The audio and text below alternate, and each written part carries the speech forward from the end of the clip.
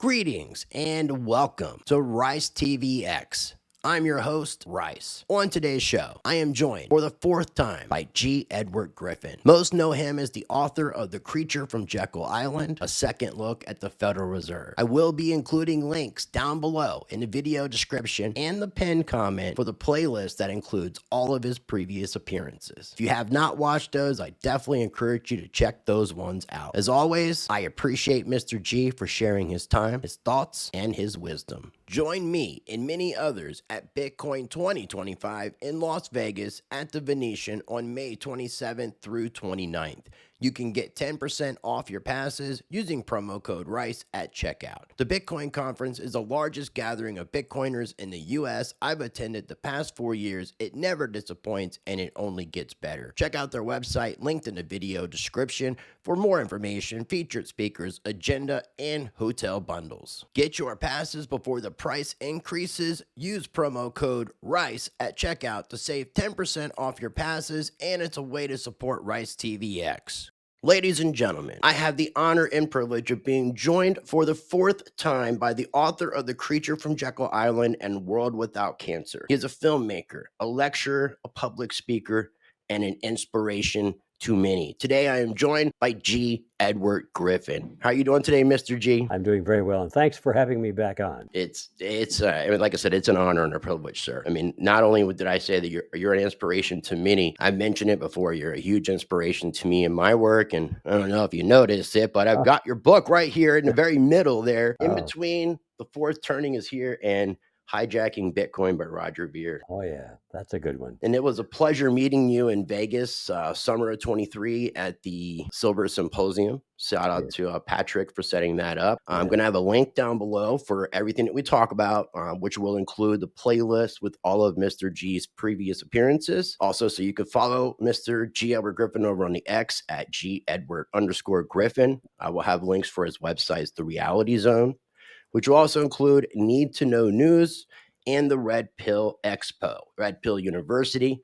So before we begin, Mr. G, I know that you guys had a Red Pill Expo take place in November. It ended up being an online event, but you guys are, by the time this video comes out, the website will be updated with a brand new date for the upcoming Red Pill Expo in 2025. It's going to be in Tulsa, Oklahoma. You said it's going to be on July 12th and 13th. Anything that you want to share about the July Red Pill Expo, sir? Yes, anything and everything. I guess the main thing is to give you the summary. The summary is that for the last probably 5 or 6 years, the uppermost thing in my mind and the goal to which I have focused on more than anything else is when the number of years or months or days I have left. My goal is to complete this project I created some years ago when I put together Freedom Force International, which was to be an organization, but it was an online organization. As the time went by, I decided, hey, we got to do more than just online. We're not going to win this war by sending emails to each other. We have to get together. We have to get organized at the local level.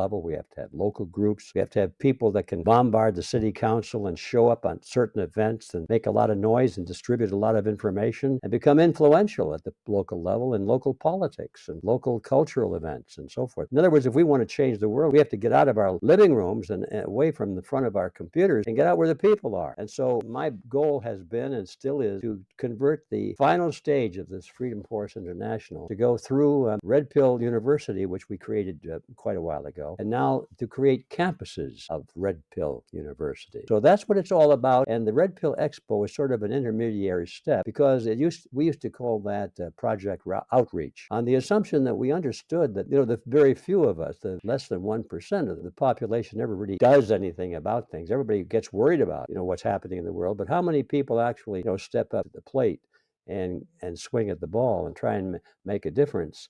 Well, that's usually 1% or less of the population, and it's always been that way in history. I'm not upset by that, but I know that in order to really bring the ultimate change in any system, political system, you have to have organization.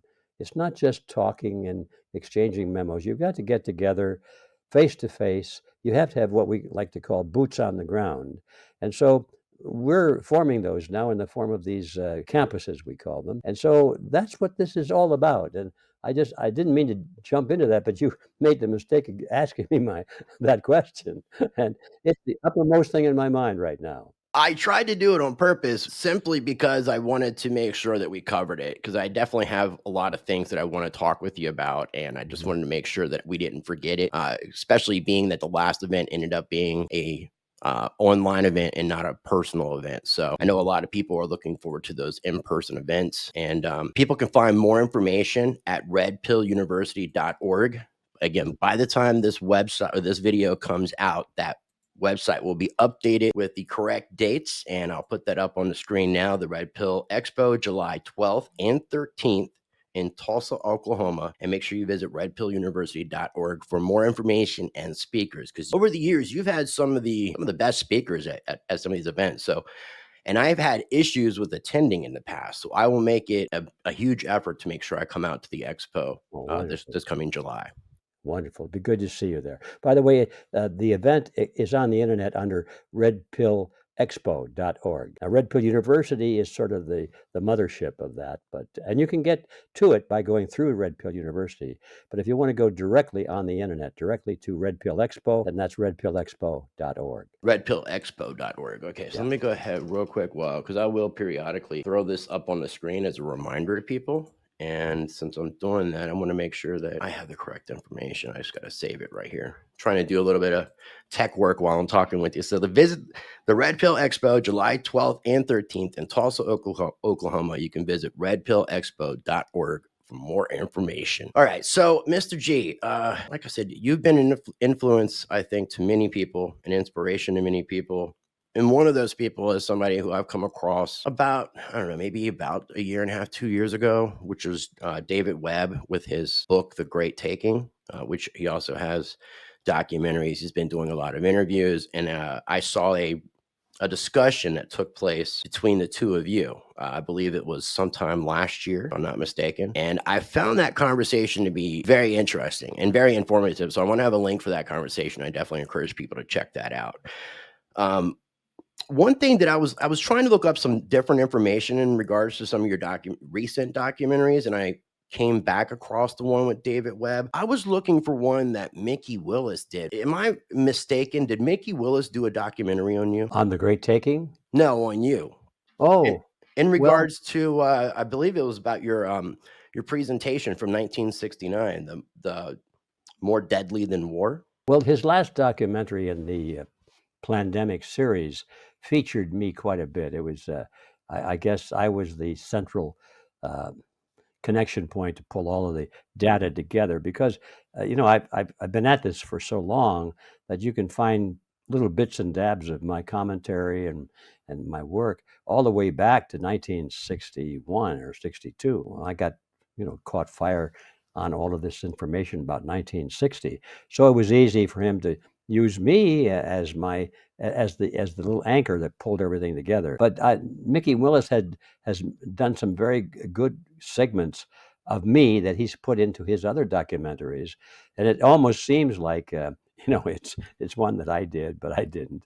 So he was so gracious to do that, and of course his professionalism in filmmaking is beyond is beyond you can't beat it. Let's just put it that way. So I'm grateful to Mickey, and he's touched on so many topics right now. He's kind of like I am, I think. He's kind of splintered. Last time I talked to him, he said, "I've got too much on my plate," and I said, "Tell me about it." And away we go. But anyway, there's one that's going to come out. I've been told it's been coming out, coming out, and I'm sure it'll be out, and we might even feature it. We have something called the film festival, the Red Pill Film Festival, that we connect to the Red Pill Expo. So our intent is to release or do the premiere of this one documentary that will be pretty heavily based on my work and my life, and that'll be premiered, I'm pretty sure, at the Red Pill Expo in Tulsa coming up in July. Who's producing that? Oh gosh, I was afraid you would ask me that because uh, Yeah. Well, I mean, I'm embarrassed. I can't pull his name together right now. I should know it because we've talked so much, and he's such a great guy. It is maybe I'll think of it and I'll Okay. come back to it. And either way, I'll make sure I add that information in the video description. I mean, sir, you are you're 93 years old. I mean, you're pretty sharp. So, I don't expect you at this point in your life to be able to recall everything that takes place without any hesitation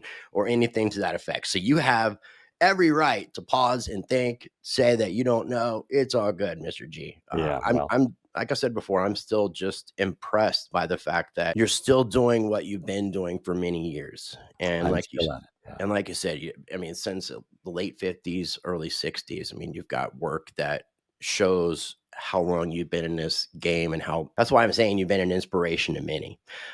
One thing that I thought was really interesting that you said in the discussion with David Webb, and you were talking about a river of gold flowing in one direction that ultimately led to the direction of the rich. And you said that those without power cannot defend freedom. And this was something that you've been kind of going back and forth on as far as giving up power and not pursuing power. And I think you've come to the conclusion that good people need to pursue power because if we don't have good people trying to assume power, then those in power will have complete control. And there's not much that we could do at that point. Can you share a little bit about what you meant with that quote? Those without power cannot defend freedom. Yeah, well, you pretty much touched on it, but there's much more that could be said on it to embellish it and give it some flesh and some deeper meaning. That is the slogan that I selected, or the motto, I should say, the motto for Freedom Force International. And of course, to make it sound very official and very scholarly, we use the Latin interpretation of it. And I think it's defendere libertatem, potentes libertatem non possunt. In other words, those without power cannot defend liberty or freedom. And there's a little story behind that because when I first started into this discovery of my own interest in doing something outside of myself, I was a young man. I was climbing the corporate ladder. Oh, there's a picture you put up of me. Yeah, that was taken a few years after that effect. But anyway, that was about my condition at the time. I was climbing the corporate ladder, had no interest in world events or anything. But I ran across some information, some pamphlets, and then some films. The first thing you know, I was on full gallop on deciding what to do about it. I kid about it. I said my crusader gene started to rattle. And I didn't even know I had a crusader gene because prior to that time, I was only concerned with myself and my own family. Wanted to make a lot of money. I climbing the corporate ladder, as I said. I wanted to be a vice president of the company that I worked for, maybe the president someday. Concerned with what kind of a car am I driving? All the outward appearances. I was shocked when I realized that all of a sudden I was concerned about what was happening to the future, to my country, to my community, to the world. And it was not like me. But anyway, there it was. I had to confront it.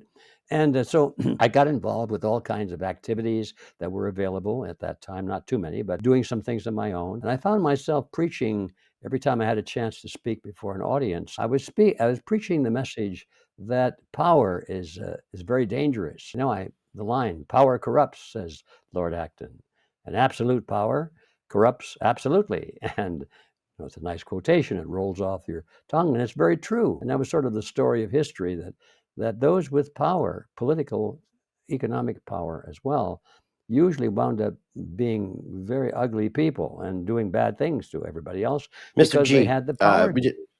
we just had a little internet hiccup. I apologize, and you kind of froze up there for a second. Do you mind repeating the last minute of what you said? Sure, I don't mind.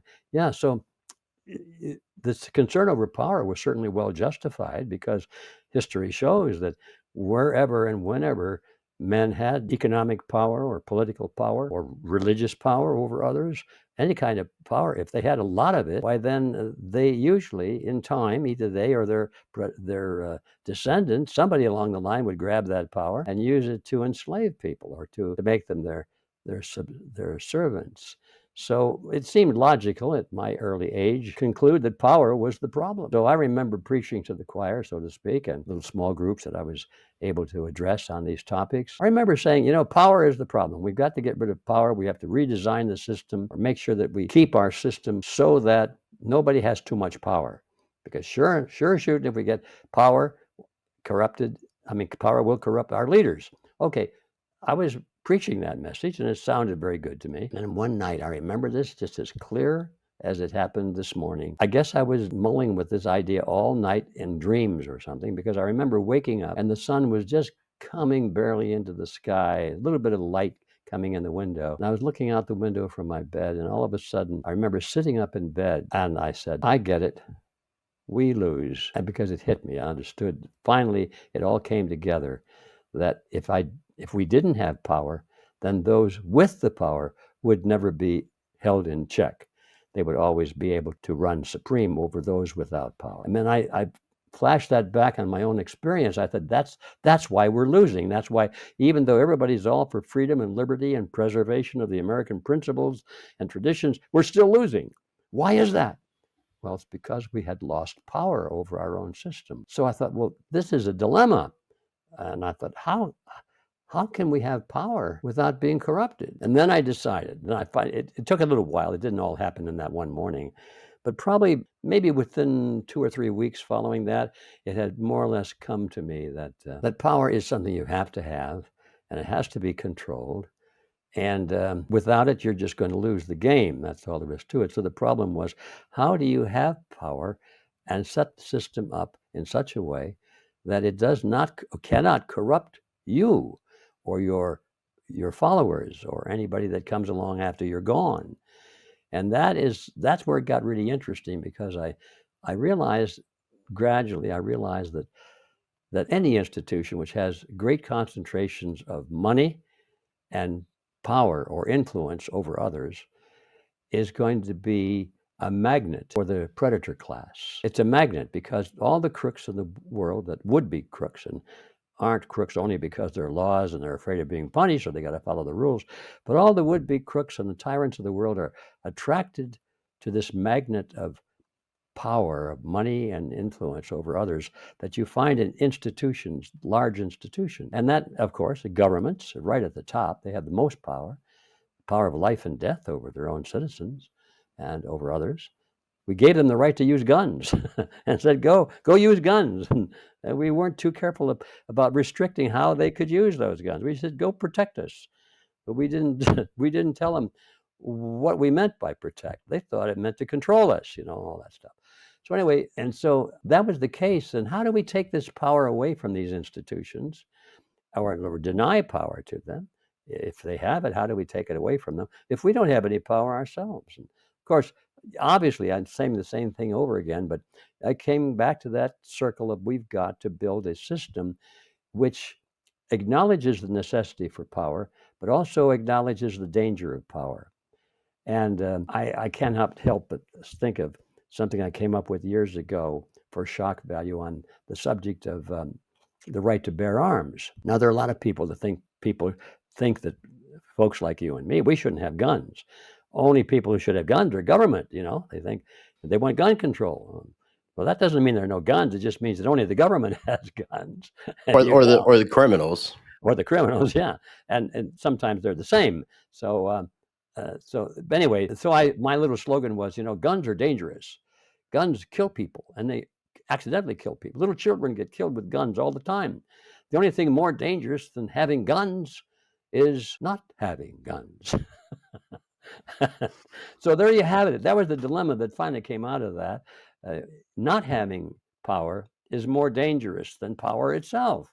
Because for sure, if you don't have power to defend yourself, you're not going to have whatever you're trying to defend. Okay, so that was an aha moment for me. And it probably hit me about maybe 1970 or 75, in that range, before I came to that full circle. So from that time forward, Chris, it's always been, can we build a system? Can we even conceive of a system where you deliberately seek power, but at the same time, you do it in such a way that it is structured in such a way that people with power cannot use it against what the purpose of the power was to be in the beginning. And it was an interesting question, because if you look at history, as I attempted to do for quite a while, to find examples, there was only one example that I could find where that had ever been tried, and that was the American experiment. as our founding Okay. fathers called it, an experiment. That was the only time. I don't see any other evidence in history so far where anybody even thought that was necessary. So I thought, well, since that's the case, it's silly to say it's impossible. Maybe it is possible. So I've been thinking about and working on that challenge ever since. I think we came up with it.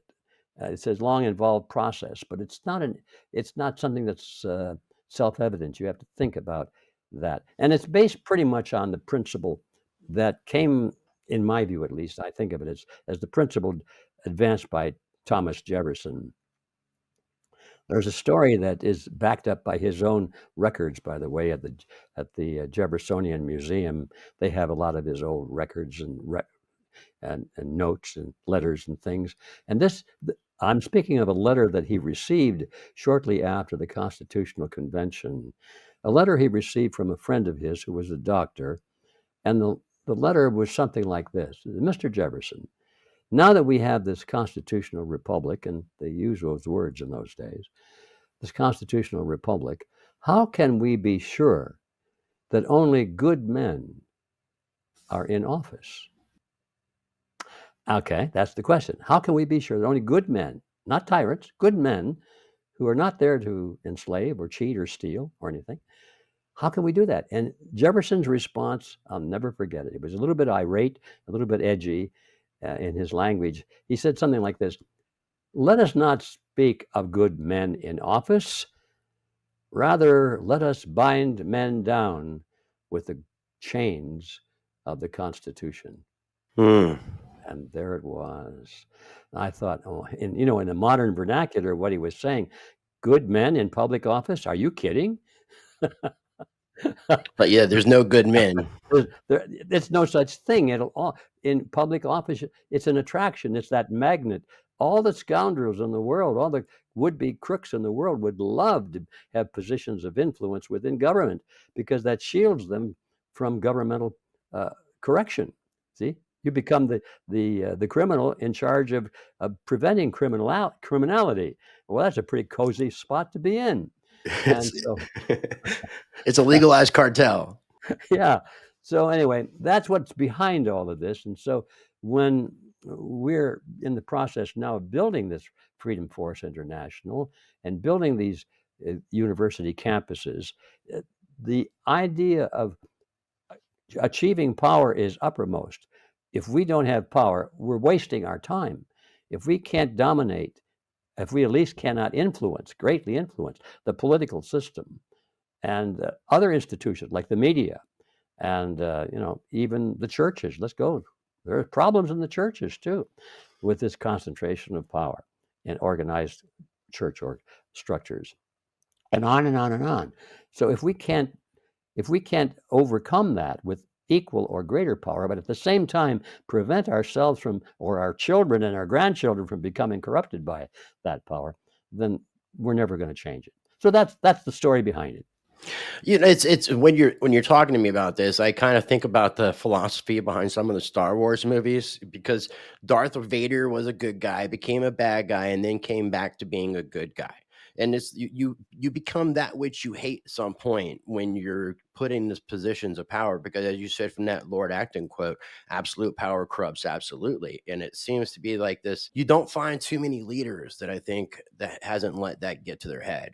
From what I understand, with what I was taught about history, George Washington, I think they wanted to crown him as a king and he denied that. So I mean, that's one of those few rare individuals. The constitutional republic, the American experiment, the creation of checks and balances, something got broken. So I don't know if it's that same philosophy that we become that which we hate, and these politicians became what they hated, and we kind of reverse factor, and here we are today. And the reason I wanted to ask you that question about the quote that you with the slogan that you'd use for those without power cannot defend freedom, and basically talking the fact that we need to have people in political office that believe and think the way that we do so that we can make sure that we don't lose that type of control or give control to others and not be able to defend ourselves. So With that being said, we are less than 60 days. It seems like forever too. Less than 60 days into Donald Trump's second administration. A lot has happened since January 20th. Today is the 10th of March. This video will be out later this week. What are your thoughts on Donald Trump, his second term, and do you think that he's doing things to help our freedom? Well, that's a cannonball question. Let me think. Well, Uh, let me pause. Let me pause. The no, no, reason I I like asked, it. You know, well, I like it because it's right to the point. That's what people always want to know. Not all people, of course, but there are a lot of our friends who we consider as being in the same ideological camp as our own, who understand much more than the average person on the street what's going on, and yet they don't know whether to be glad or to be afraid about what's happening with the Trump revolution or whatever you want to call it. And so I think that's it's good to just face that question directly. So I think that in order to answer that question, if I may digress just for a moment and say, I'm going to put something in front of it. Before we can answer that question, we have to have a ruler, a measure, something to measure it with. We have to have some way of determining, is it good or bad? Is it great? Is it big or low? What is our objective here? Is it just to win an election, or are we trying to fix the system? Are we trying to rebuild it or repair it? What is the system we're concerned about? What are the principles? Well, make America great again. What does that mean? That doesn't mean anything. Everybody in the world could say that. I mean, even the people we don't like are going to say, well, we're making it great again, according to our definition of the word great. So that's the trouble with political slogans. They're usually designed very carefully to sound good to everybody, but they have no substance to them when you get right down to it. I think the way of summarizing that aspect of my answer is to say we have to know first what we believe in, not only what we are opposed to. That's easy. We don't like what's going on in the world. We don't like the way that they treat us. We don't like the way they take all of our money and use it on things we don't approve of. We don't like them restricting our freedom to do anything practically. We don't like a lot of things, and that's how we act. So how do we vote? We vote for the person that agrees with us that they don't like it either. But we never ask them, what do you like? What would you like to see? Is it just a return to the old system? Or do you have principles? Do you know what you believe? You ask the average American, what does it take to have freedom? They haven't the foggiest idea. What are your principles? What do you want? You know, if you don't believe in something, you're going to fall for anything. I kind of like that quotation. that's a good So one. people have to know what they believe in, not only what they don't want, but what they do want. Okay, I've dwelled on that for a long time, and I decided, okay, our opponents know what they want. They've written books on it. There's Karl Marx, Das Kapital and Mein Kampf, and Mein Kampf is Hitler's book, of course, uh, but Marx wrote Das Kapital and the Communist Manifesto, and Mussolini had his papers too, and Mao Zedong, and all of these people that we don't like and what they do, they have books and lectures and treatises, and they talk about the principles behind what they believe in more than we do. Let's put it that way. They're very good at slogans too, by the way, but they know what kind of a system they want to build, even though we don't agree with what they're saying. They say it. Now, how many people in America know what they want? You ask them, well, what is liberty? What is freedom? What is it? And the average person, I'm ashamed to say, would say, well, that means not being in jail. That's about the extent of it. If you're not in jail, you're free. Well, no, no, no, and no.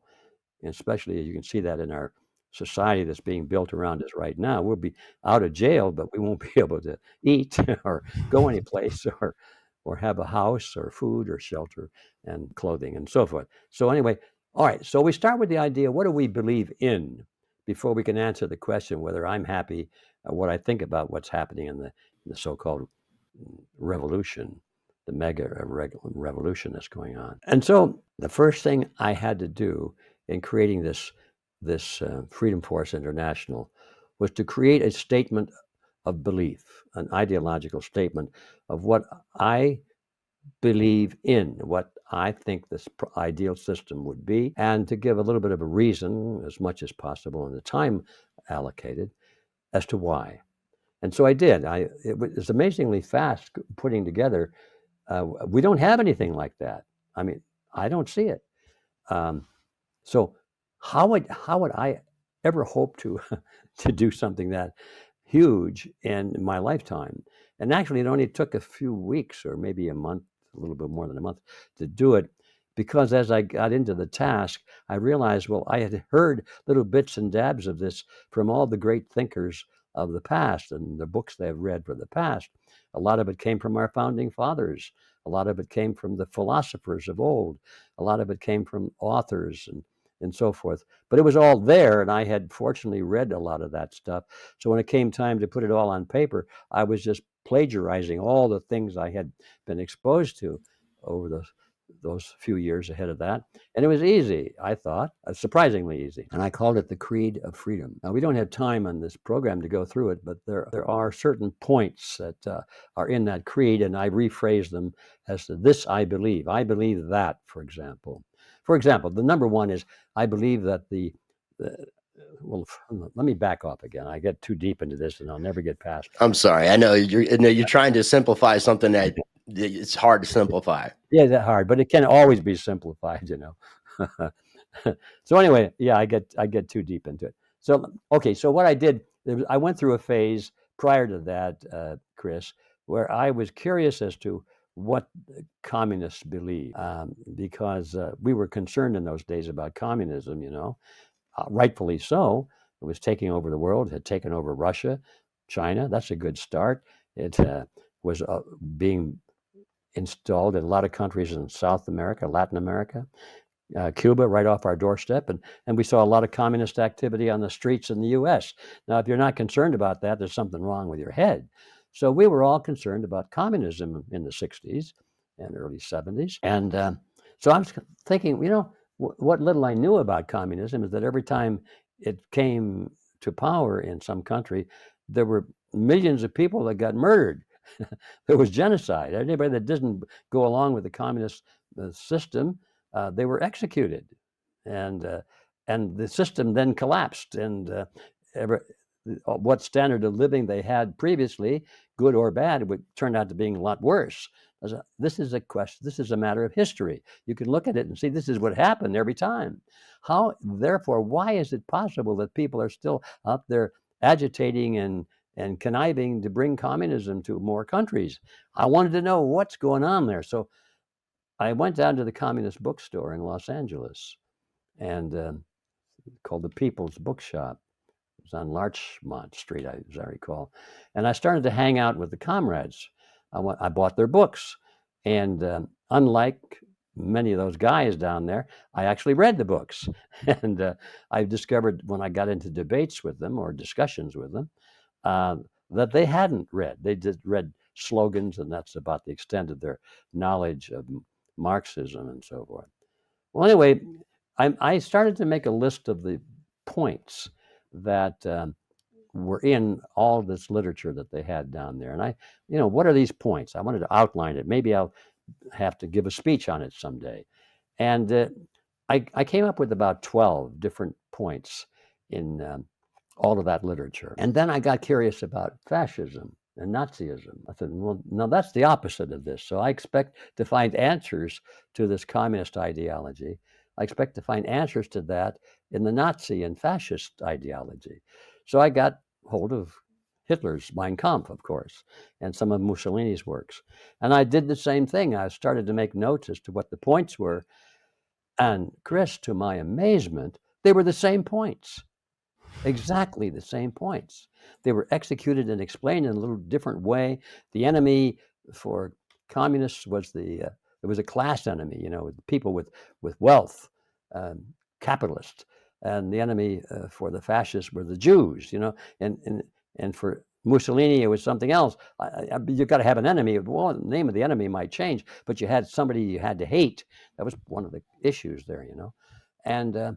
I thought, well, aside from these little variables, the fundamental principles were the same, and that was the aha moment that I think really changed my life and my whole attitude about what we were trying to build in the way of what is freedom and so forth.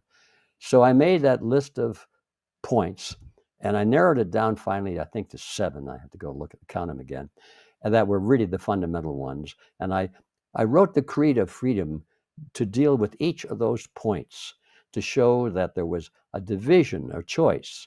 On the one side, you were either for whatever this ideology was, and I'll give it a name. I called it collectivism.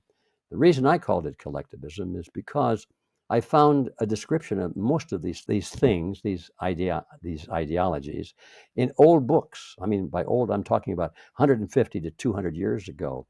The books written on political philosophy were often using the word collectivism as the word to describe all of these points. So I'd never heard of the word collectivism.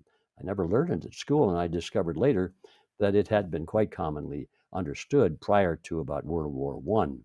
And then there was apparently a decision made at the time of World War One to get rid of the word collectivism, and I found out why later. I don't want to digress too much, but um, anyway, they got rid of the word collectivism, and they started to say we're fighting this war not against collectivism, but to make the world safe for democracy. And so I thought, oh my gosh, by this time I had learned what democracy really meant. And I remembered recently reading that our founding fathers didn't want a democracy at all. And they told us why. They said democracy is one of the worst forms of government, if not the worst form of government, because it always destroys itself. And then it ends up in a dictatorship. It ends up in anarchy and then a dictatorship and so forth. But you would never know that today by reading the literature that is commonly accepted. Even our own leaders that we like to follow are always talking about we have to defend our democracy, you know. Anyway, okay, well, they have a different meaning for democracy, but they just don't know what the real meaning is, and so forth. Well, I get into all of that stuff, and Or they're obscuring it on purpose. obscure on purpose. They don't want us to use words that make sense. They want us to use words like communism, fascism, Nazism, socialism. You know, um, those words don't mean anything. I mean, they have dictionary definitions, but they're weasel words when you go to them. And anyway, so I discovered all of this. This came through. This it took me several months to realize that there was no difference between fascism and communism, even though they were supposedly opposites. I mean, well, Stalin and Hitler, you know, fought a war, right? Hundreds of thousands, if not millions of people got killed in this war. Communism versus fascism or Nazism. Well, they have to be opposites, and that's what I was taught in school. That the communists were on the left, right? They're the leftists, extreme leftists, and the Nazis are on the right, extreme rightists, right wing. You know, so take a choice. Which one are you on? If you don't like the communists, then you got to be a Nazi. Well, if you don't like the Nazis, you got to be a communist. And that was a trick. I didn't realize it at first. It's a trick that's still being used on us today to limit your choices. Don't ever let you think there's a third choice or anything else. You got to choose between these two things, left or right, you know, or Republicans or Democrats. What else is there? You're going to choose one. You don't like the Democrats, then you're a Republican. If you don't like the Republican, you're a Democrat. Same trick. Well, I discovered that that communism and fascism were essentially the same ideologically. Okay, having said that, then I built these ideas, the ideology of the Creed of Freedom around those points. And I don't have time to go into them now, but one of the points, for example, one of the overriding ideas that'll give you an idea what I'm talking about is the collectivists believe that the group is more important than the individual, and that the individual must be sacrificed if necessary for the greater good of the greater number. Now that you'll find in all of these systems. You'll find it in communism, you'll find it in fascism, Nazism, you'll find it in today's version of Americanism. I don't care what name you give it, when you find the idea that the group is more important than the individual and that the function of the state is to advance the will of the greater number of the greater good of the greater number. You've got collectivism, and there are 6 others like that. And so those became the principles in which I thought we ought to have a choice, a real choice. What system is the opposite of that? You know, well, our American system was that way, but it wasn't articulated quite well enough to survive the disinterest on the part of upcoming generations who lost interest in these issues uh, because their life was so good they didn't even think about those things anymore. So there was no defense to keep them. And secondly, they weren't perhaps written as precisely and rigidly as they could have been, so that it'd be harder to misunderstand them. So the next time around, we'll do a better job. Okay, so all of that is just to say, I felt that to build a movement, we had to have an understanding of the difference between collectivism and individualism on all of those points, and to rephrase it in terms of a creed of I believe this, and I believe that, and I believe so on. And then if we had a movement based on a common belief, then and we restrict it only to that and get rid of all of the other issues that tend to divide us. I felt then, and I still feel strongly, even more so today, that we cannot afford to deny anybody from entrance into our group of ideas, of people who support a certain idea on the basis of their race or their religion or their national origin or their gender or how much money they have, all these things, the things that tend to divide us. No, we have to stay away from that issue. Let others worry about those things. Our mission was only one: to defend the idea of individualism against collectivism. And everybody that agrees with that, I don't care what religion or any political party, or I don't care any, that's the thing that holds us together. That's the gyroscope. So that's what we did. And then we had a secondary statement of the creed, not of the creed of freedom, but in addition to the creed, we have the code of conduct. There's certain things that we just don't think is appropriate to do. And if you want to do them, if if you want to do these things and violate these principles of ethics, we just more an issue of ethics, well, then go elsewhere, because that's not what you're going to do in our organization. So, okay, that was quite a detour. I apologize for No, that. you're fine, sir. You're fine. So now that we have this creed of freedom and everybody agrees to it, no matter where they are in the world, how old they are, what race, what religion, and so forth, why, now we're ready to roll. Now we're ready to, how do we take this idea of this creed and make it materialize in our communities, in our political systems, and in our culture? And that's the mission. Nobody ever thinks that deeply. They just say, I want to get rid of the bad guys. Look at these bad guys. Look what they did. This, I hate this. I hate that. In America, it's become the practice not to vote for anybody. Americans don't vote for a candidate. They vote against a candidate. They don't like either one of them usually. The lesser of two evils. Lesser of two evils, yeah. They have nobody that offers something they want. They're always choosing the lesser of two evils. Like, what do you rather be, a communist or a fascist? What's the lesser of two evils? Well, it turns out they're the same evil, actually. But even if there were a lesser of two evils, which there aren't, but even if there were, well, then it'd still be a bad choice, because you're still going to wind up with something you don't want. And that's a trick that's been played on the world for a long, long time. So now what do? We have this all cleared up. How do we come to power? Now we're back to the main track. Well, we come to power the same way we got ousted out of power. Our enemies came into power and took over our country, not with guns and bayonets, invasion from outside, with people that don't look like us, don't speak the same language, or wear different uniforms. Our enemy came from within, same nationality. They just had this ideology, which was collectivism, and we had nothing with which to defend our ideology. We didn't even know we had one. So our opponents came to power without physical force, always the threat of physical force, of course. It's physical force, or the threat of physical force, is a psychological weapon more than an actual physical weapon in most cases. It's, I guess in Star Trek, what is the phrase? Resistance is futile, With the Borg, yes. Resistance is futile. If you're convinced that you can't win, well, then you won't fight. Anyway, I could go into all of that. So they took us over from the inside by capturing control of the power centers of society.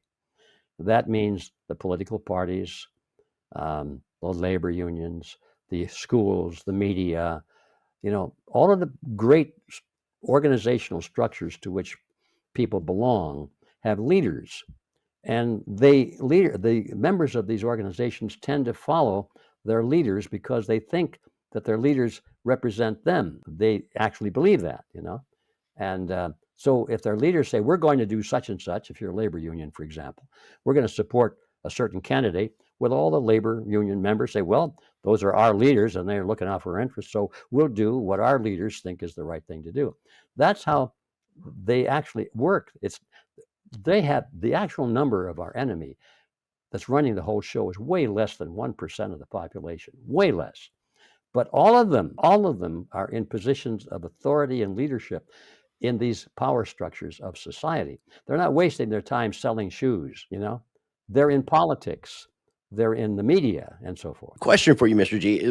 With all this being said, because I was asking you what your thoughts are with Trump on his second term, do you think that Donald Trump is going against collectivism? There's been a lot of mention of ending the IRS, potentially ending the Federal Reserve, which I know that's something that you would be ecstatic about. What do you is this still a situation where we're being tricked? Is Donald Trump do you think he is looking out for the betterment of the nation of America to undo some of the corruption that has been done? Is this just a change of guard that's basically the same thing? Because I've kind of felt like what we've been seeing with the Democrats and Republicans, the right and left, is just who's going to control us. It's not what that, like you, in a sense, you were saying with the two candidates, that one is better than the other. You're choosing one that is who you think not as bad, the lesser of two evils, when they're really just both evil. Do you have any positive thoughts about Donald Trump and what he's doing with this second administration? I'm not a Trump person necessarily. I'm very much a political atheist, agnostic. Yeah. Well, I think I can relate quite well with that. A political agnostic. Well, that's that question, of course, cuts to the chase, and that's the reason I made that detour I did to go into the establishment of principles, the creed, what we believe in. So now, if we know what we believe in, and I do, and I look at any regime, the Trump regime, the Biden regime, or any other regime, or any candidate, I measure them by those principles, and it's very hard to do because I don't care who the candidates are nowadays, they never talk about those principles. They refuse to talk about those principles in most cases. I mean, when it's time to appeal for votes, they never talk about principles. They always talk about how bad the other guy is. That's the political ammunition in our world today. We've got to get rid of those bad people, don't we? You agree? Yay! We got to get rid of. They did this. Isn't that terrible? Yeah. Well, then why don't we get rid of them? Yeah. Where are the principles involved? We never hear about that. And so I get very suspicious when it's just let's replace the bad guys with the good guys. You hear that on both sides of all political debates. I want to hear what the principles are. Now, you asked about is the current administration is it actually advancing the principles of individualism and opposing the principles of collectivism? And the answer is clear, no. What we're hearing basically is a proposal to use the power of collectivism, let's just take high taxes, and use that for our side instead of for their side. We're not actually talking about changing what government is doing, we're just changing who it's going to do it to, Now, that gets all the votes, but where are the principles? Now, what kind of principles am I talking about? How do we codify that? In my view, here are the top 2 or 3 principles in our world, in America today. Number 1 would be our sovereignty as a nation. Are we going to continue as a nation, or are we going to continue to be absorbed into this world government under the auspices of the United Nations? Are we going to continue to give away our sovereignty through treaties and common control of our military? And are we giving up control of our money to an international source or something? If we give up, our money and our military and our sovereignty, we ain't got nothing left, Yeah, we're screwed. We're through. And that, to me, is our sovereignty is number 1 principle for the survival of not only America, but our freedoms in America. How many candidates are you hearing talking about that?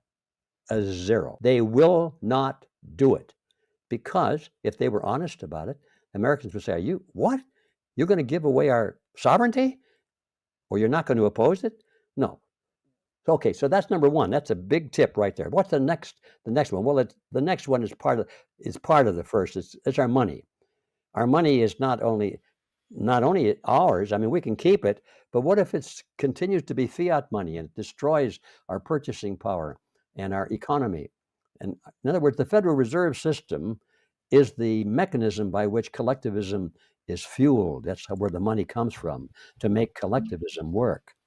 And how many of our people will talk about the Federal Reserve System? I mean, our people, I mean, our candidates. I mean, sincerely, they'll say, "Oh, yeah, the Fed needs to be examined, investigated." They're doing bad things there at the Fed. How many of them are saying, "No, we don't need an investigation of the Federal Reserve. We know what they're doing. They're crooks. They're stealing from us. They're plundering the people of America. We don't need to investigate them. We need to abolish them." Where are the candidates saying that? Do you think Donald Trump is not? I mean, this is a serious question. Like, do you think he has any sort of like seriousness about potentially trying to end the Federal Reserve at all? Because I mean, we're seeing him bring in like Ron Paul into the Doge aspect of things, and Ron Paul was somebody who was very outspoken about the Federal Reserve, like yourself. We've been seeing some things in regards to the U.S. Treasury maybe getting more power, which would mean less power for the Federal Reserve. I don't. Is this a switching of the guards? Is this the same damn thing with just calling it different names? Well, yeah, that's a good question, and I think you're much closer to the truth at the tail end of your list of options there. It is true, I believe, that the powers that be, let's just call them that for now, are anxious to get rid of the Federal Reserve System. Now, that's quite a surprising statement coming from me. How is that possible? It's their baby. It's what fuels the whole thing. It's what finances collectivism, which allows them to fund all of these crazy projects and steal take it from the American people in the form of inflation instead of taxes. Why would they want to get rid of it? And the answer is because it's come to its end, and they know it. They've stretched the rubber band so far that it's about to break, and they know that, and they don't want it to break, leaving no control mechanism left. So what I believe they're trying to do is create a new system that's even worse than the old system. But it was not a rubber band, but it's a steel iron band that we will never be able to get out of once we adopt. So they're perfectly willing to change, and they're working to change our monetary system drastically right now, not just to get rid of something that's bad, but to put it aside and replace it with something that is even worse or better for them. And that, of course, is what we like to call, or they did like to call, the central bank digital currencies.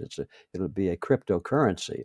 And now there's such a big pushback on digital currencies. It seems to me that they're struggling now to rename it or to disguise it as something else. They've already done that, and they've been doing that. And I think that they use the central bank digital currency, CBDC language, just so they can get people to hate that term, so that when they call it something else, people are like, "Oh, we've been saved." Because that's one thing that I've mentioned in previous videos about Donald Trump talking about the banning of central bank digital currencies. Yeah. And really what this comes down to is they're all of these things that we have a problem with what central bank digital currencies are, is just basically titled programmable currency.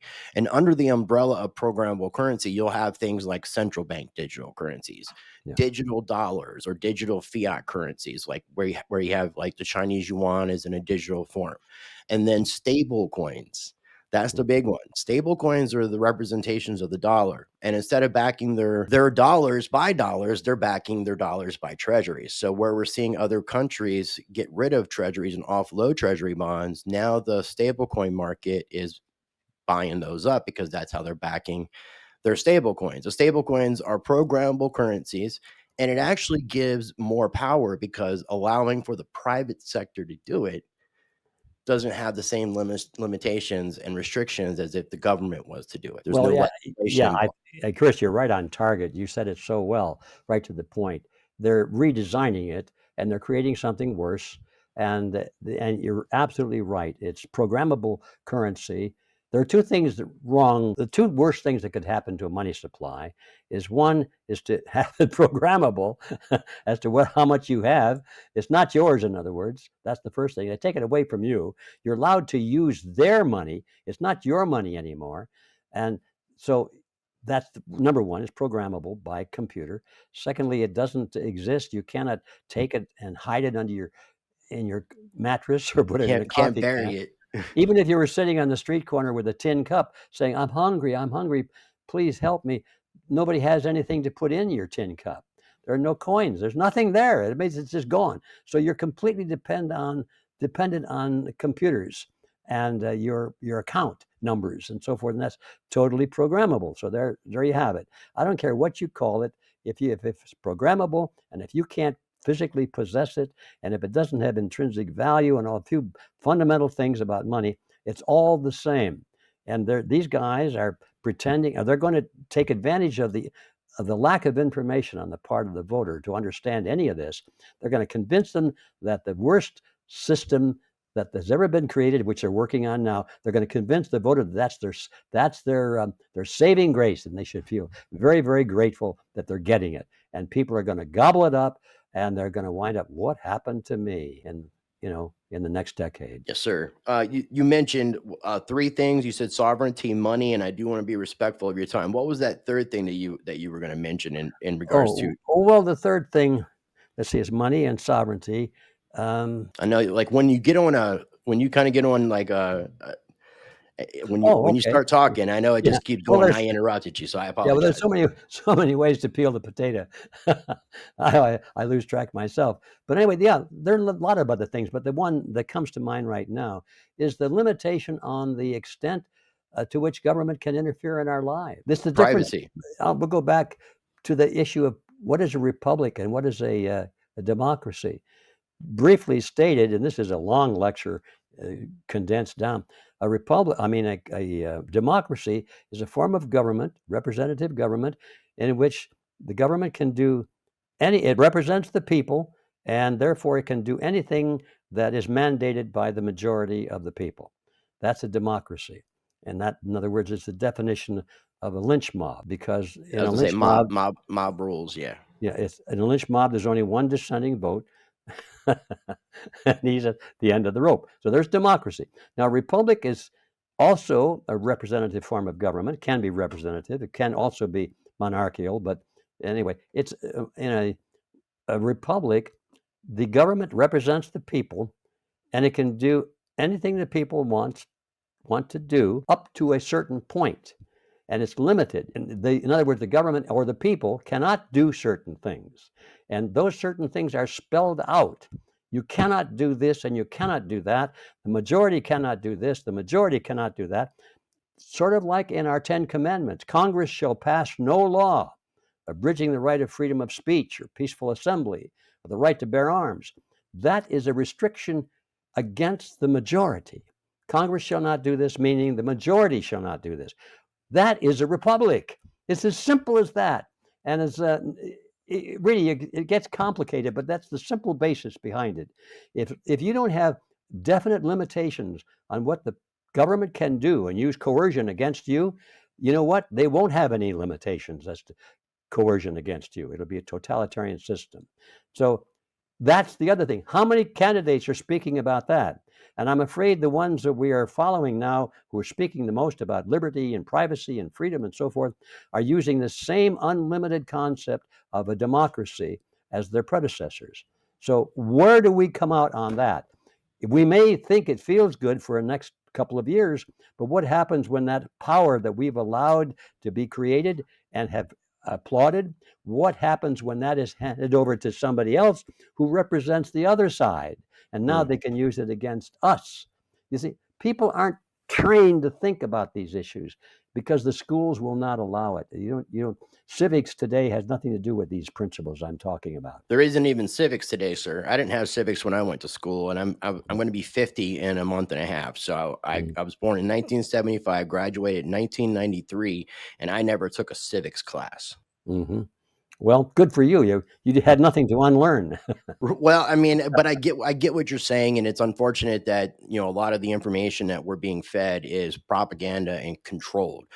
We look at the Department of Education. That's another interesting thing that Donald Trump is talking about trying to undo. It seems as if Donald Trump is trying to appear as if he's doing one thing, but I don't think it's all completely in that direction. Because if, like you were saying, There's a difference between a republic and a democracy, and we're acting as a democracy, and no one is trying to get us back into a republic state, Yeah, like a constitutional republic. When I see a candidate trying to do that, that would be different. that would be Maybe Donald totally Trump. different. Yeah, Maybe and Donald Trump is trying to shake things up a little bit, but and mhm. the only good thing I can say is that I haven't seen the opposing side be so pissed off at a new president. Well, Usually, don't forget that's part of the strategy. I know, That's I part of the know. strategy. I mean, these people behind the show here that are controlling both sides. That's important to remember. Both sides are controlled by the same group, and they're not Republicans and they're not Democrats.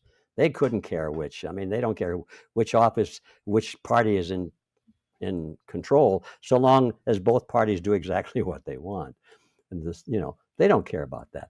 So, in order to create the illusion of conflict, which the public demands, I mean, the voters won't settle for this game. They won't play the game unless it's an exciting game.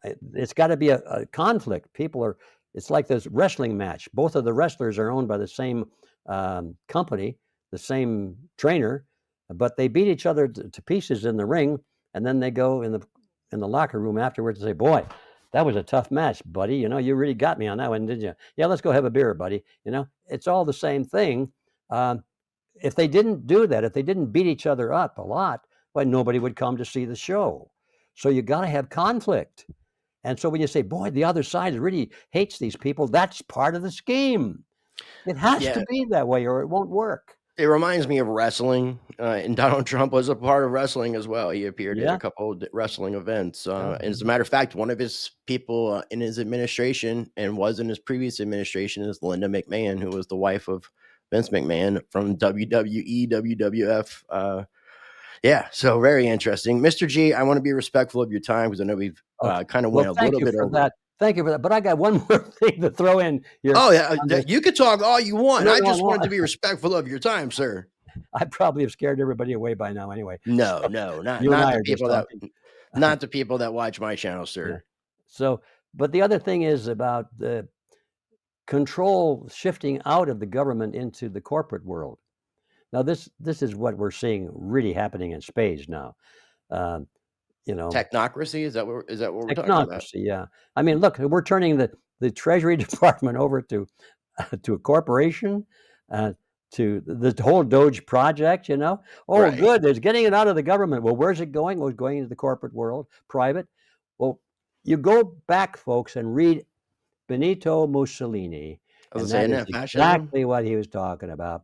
Turn the whole operation of government over to the private sector, meaning the corporations, and now the corporations are running the same show, but now you don't even have a chance to vote for your leaders.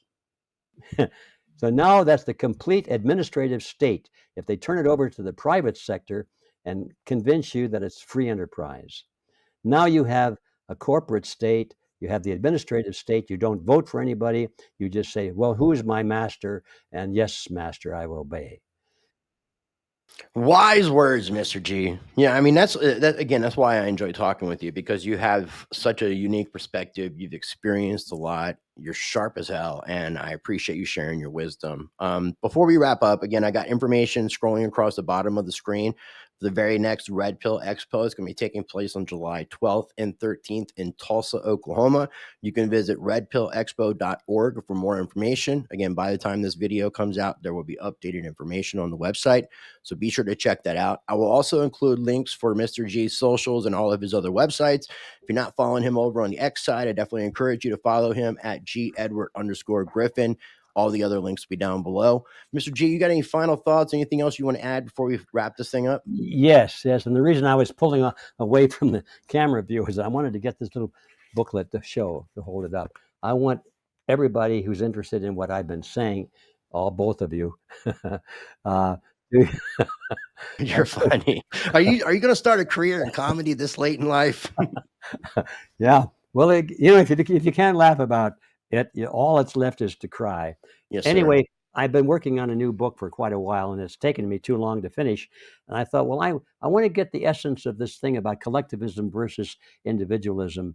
I pulled all of that out of the manuscript that I'm working on and put it into a 50-page booklet. So at least that issue can get out right now.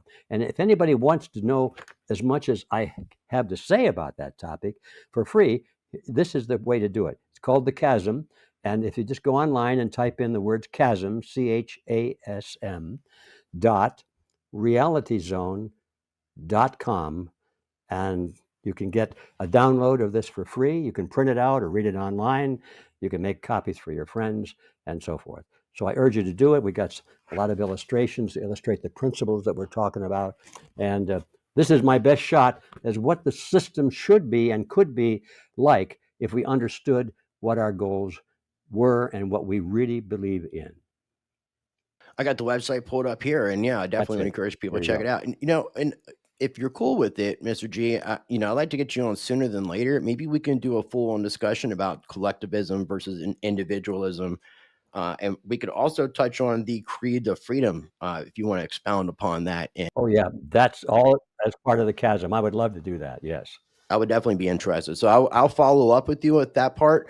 Mhm. Aside from that, sir, I greatly appreciate if you just bear with me 1 second. I'm going to finish the recording and wrap up. Ladies Mhm. and gentlemen, links will be down below for everything I shared. Make sure you subscribe if you're not subscribed to both of my channels, Rice Against the Grain and Rice Crypto. Links will be down below in the video description.